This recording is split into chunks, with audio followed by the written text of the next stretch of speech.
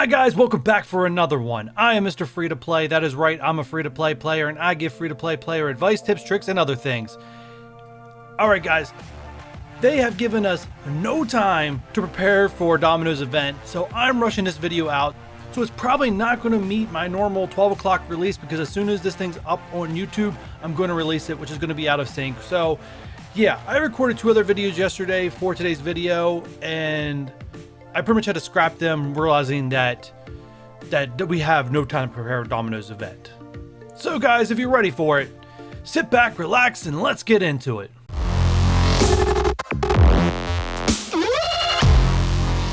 Alright guys, so in the intro I said we have no time for Domino, and you guys see this right now. We have 2 days, 9 hours as of me recording. There should be 2 days and some odd hours left by the time this goes live on YouTube. Yeah, this is not normal. Usually we get a 9-day countdown timer, and I usually tell you guys to save up your cores during that time period. You guys don't have much time to save your cores, so hopefully those of you guys have been following me for quite some time know you should have been saving up by now if you're not one of those people that are willing to spend for this character, or unable to spend for this character. I shouldn't say you're not willing, but maybe unable to, given your financial circumstances, as a lot of us, are out of normal full-time jobs right now. These event characters are by far some of the easiest to get star levels on versus their other release methods, specifically Blitz. Alright, so let's look at the Domino's event. So guys, if you've been around for a while, you know there's an easy, medium, and hard, alright? So for my method to work for give you an opportunity of getting Domino at 4 stars or better, this method requires you to be able to clear the hard campaign. If you can't clear the hard campaign, no problem. Clear as much as you can. There's still RNG in these orbs. You can still get lucky. Obviously, the more orbs, the better your odds, and that's kind of what my method is focused upon. Alright, so in the hard campaign, have they changed the difficulty? No, they have not. The difficulty is exactly the same for every event campaign. So it's squad level 60 plus, gear tier 9, and ability level 5. Obviously, ability 5 does not include the passive. Passive is more like 3 or 4. The better your characters are past this, the easier time you're going to have. The more you go exactly to this number, you could face some difficult times. These challenges are all over the place. Some are easy, some are harder. It just depends on the compositions that they put on these opposing teams for us to clear. And also the characters we choose could counteract those. In some cases, they don't do a great job of counteracting those. So my method can go for any level of player. Any level of player can do the trick that I describe in this video. But if you are early game, mid game, don't have a wide roster built up, I'm going to go over some characters that are good suggestions to build up for this event. So before I jump into that, I also want to describe my method. I'm not going to be able to put it in full detail with flashbacks because I'm going to try to rush this video out to you guys so I have less time to really edit and make it something special. Please forgive me. So the quick version of my method is you basically want to try on the very first day to clear the entire hard campaign. Once again, if you can't clear the hard campaign, clear what you can clear. Remember that the first level on every difficulty, they give you the characters to clear that. You don't have to use your own roster. So if you have the hard campaign unlocked, you can at least do the very first node in there.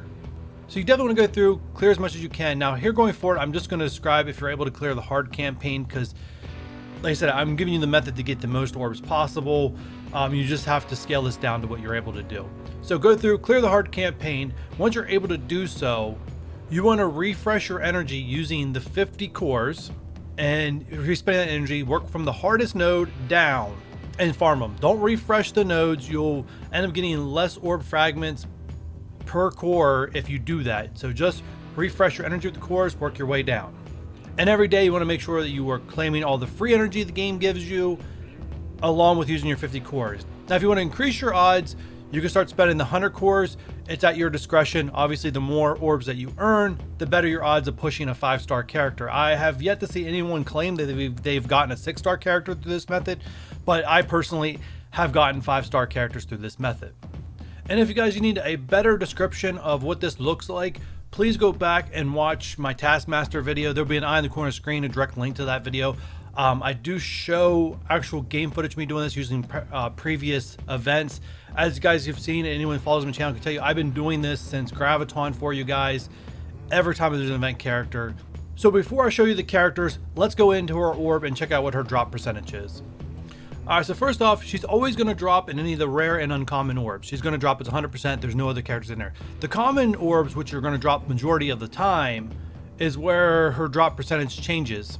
So all these characters that are available for the event are also in the orb, exclude any legendaries or any other characters that Fox Next or Scopely or whatever you want to call them may deem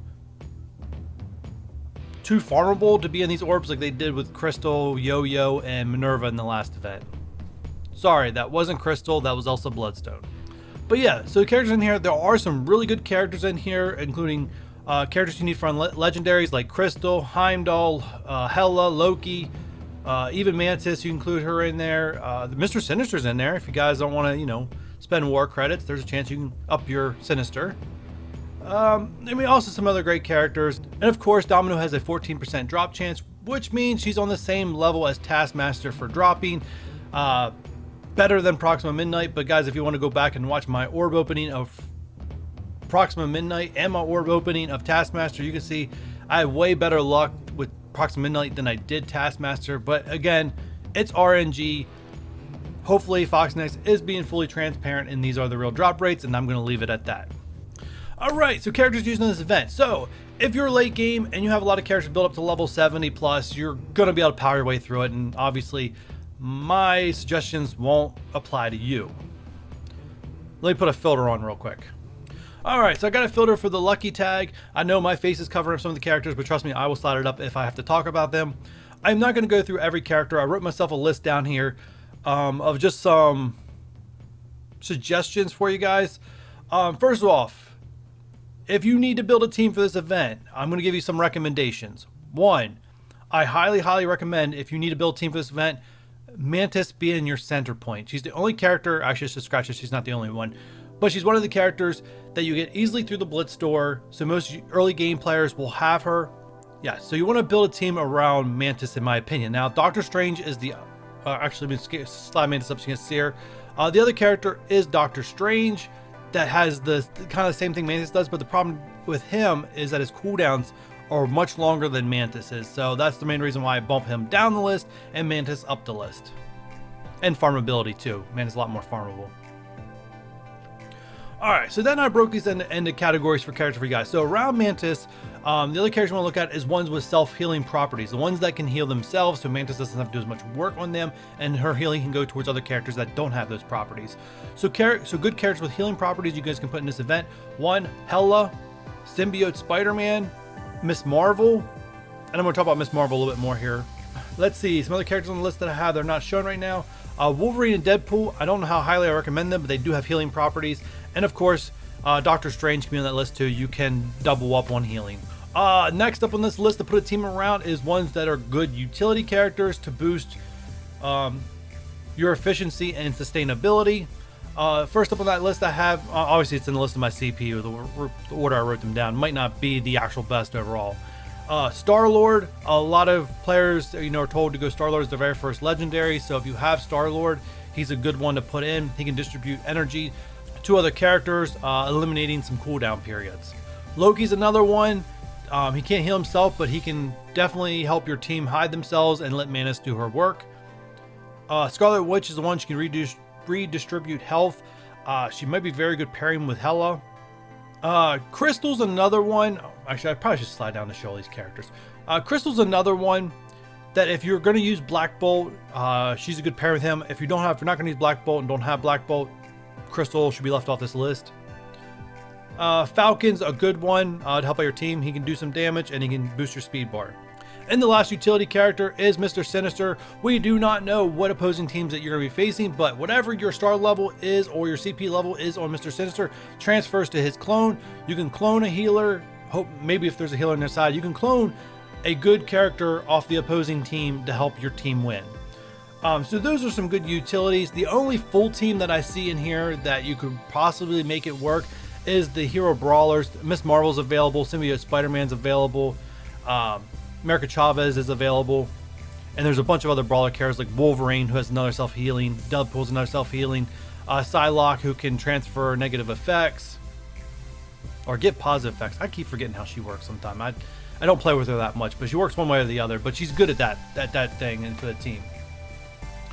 Regular Spider-Man putting defense down's a good thing. So hero brawlers can be a only full team that I see that can be made of this. Other than that, I don't see any other full teams.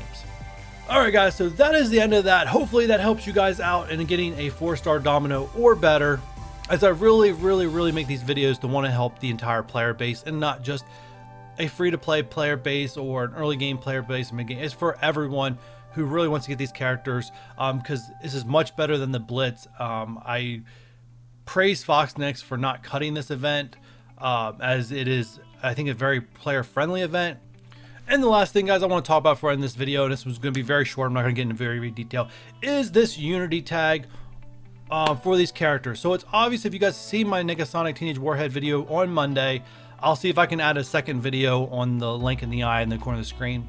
But yeah, if you guys didn't see that video, go check it out. I think I pretty much nailed what the event's going to be. It looks like it's going to be another Blitz milestone event. If you don't know what that is, please go back and watch that video, as I will show you video footage from the past from Ghost Rider and Cyclops of how this event works. There was doubt on it because of what Cerrito said about event and it brings us all together, but obviously he was referring to the tag that they have and not the actual event itself, which is good, because I was a little scared it was going to be a PvP thing, and I thought it was still a little early for Foxnex to pull that trigger.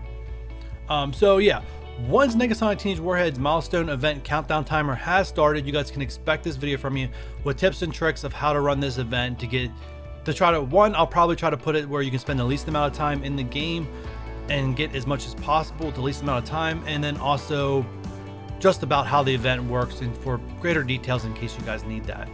But yeah, flipping through this, you guys can see what's all the characters that have this tag. I'm curious to get into it. Actually, I should say I'm excited to get into it. But yeah, that's another day. So tomorrow there will be no video from me, as today is usually my time to record tomorrow's video, but I'm rushing one out and I canceled 2 videos I did yesterday.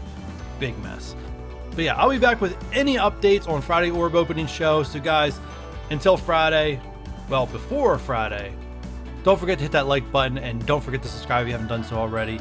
And I'll see you guys on Friday.